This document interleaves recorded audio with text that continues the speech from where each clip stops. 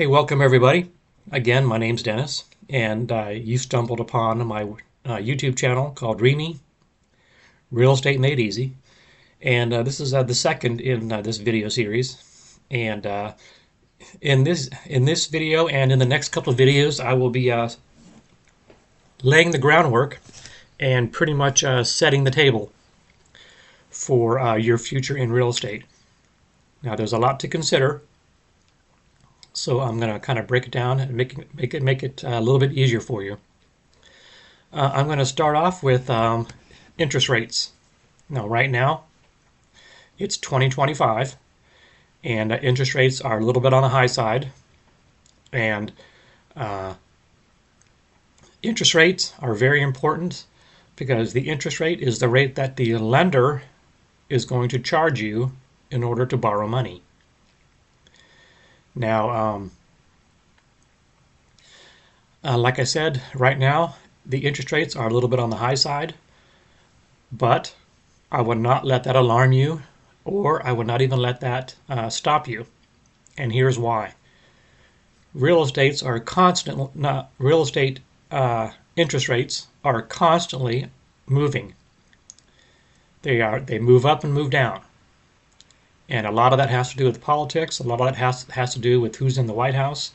A lot of that has to do with what's going on around you in the economy. As the economy sours, the supply of money tightens up, and banks are less willing to hand out money so freely in the form of a low interest loan. As the pendulum swings the other way and things start to improve, banks start to relax a little bit and lower those interest rates, and they are more and more willing to lend out money. So like I said, right now, interest rates are a little bit on the high side, but that still should not be much of a deterrent, like I said, because interest rates are constantly going up and going down. And even if you buy in a period like right now when rates are a little bit higher, you can always wait until a period, a year or two from now, when rates have dropped, and then apply for a different rate. Apply for a rate when rates are lower. That's called a refinance, and banks are always eager to do this. There's a small fee involved. Basically, it's you're not reapplying for a new loan, you're just reapplying for a different interest rate, and that involves a whole new process. It's not impossible. People refinance all the time, but it's one way to buy properties in one economic climate when interest rates are higher, and then when the rates start to cool off and drop, people refinance at that lower interest rate, and then you're locked in at that rate. So that's interest rates, and they play a huge role over the course of your loan. So you have to really pay attention to those interest rates. And not every bank has the same interest rates. You can shop 10 different banks, and you might find there's a half point or a 3/4 point rate difference from one bank to the next. Most of them will be pretty close, but they're not always guaranteed to be the same at every bank, so it pays to shop around. And something else I want to talk about is where should you start looking for real estate? Well, the short answer is anywhere. Anywhere, because people always need a place to live. So anywhere that you buy real estate, there's going to be someone there who needs real estate, who needs to live somewhere, and will be knocking on your door to apply to live in whatever real estate you bought in order to rent out to people. Now, I started my real estate business in Cincinnati, and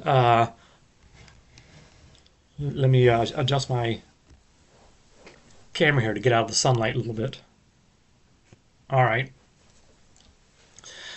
The point I'm trying to make here is you will have more opportunities in a big city. as opposed to a smaller town out in the middle of nowhere. And here's why. Bigger cities tend to have, well, it's guaranteed that they're going to have more properties, and more properties that you're going to qualify for, and more properties that are going to be easier for you to buy and maintain and manage. And here's what I mean by that. Bigger cities tend to have hundreds and hundreds of small apartment buildings called they're called 4 units or 4plexes. Basically, it's a small building that has 4 apartments in it, 2 on the first floor and 2 on the second floor. That's the usual arrangement, but the configuration can be just about anything. And I found that these buildings are perfect for the first-time real estate investor because they're smaller, they're fairly easy to manage.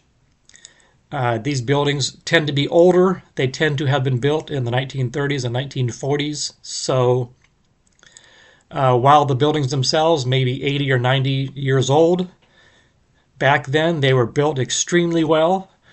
And my guess is that you're not going to have a whole lot of trouble maintaining these buildings because I didn't. You're not going to have to worry about cracks in the foundation or just a lot of major problems because they were built really well. They were built very sturdy, and they're not flimsy by any stretch of the imagination. So you might have better luck in a bigger city as opposed to a smaller town. And if you're in a big city now, you probably have a feel for which neighborhoods have or which parts of town have more apartment buildings. These areas will tend to be located within a couple miles of the downtown area, as opposed to the suburbs. The suburbs tend to be newer homes built in the 50s, 60s, and 70s and 80s, and there generally won't be a lot of these small apartment buildings in the suburbs. So more than likely, the buildings that you're going to be looking for are going to be close to the city center of these major cities. And I'll see if I can find a picture of one of these four units that I'm talking about. This video is about 8 minutes, so I'll end this one here, and I will go on to the next topic in the next video.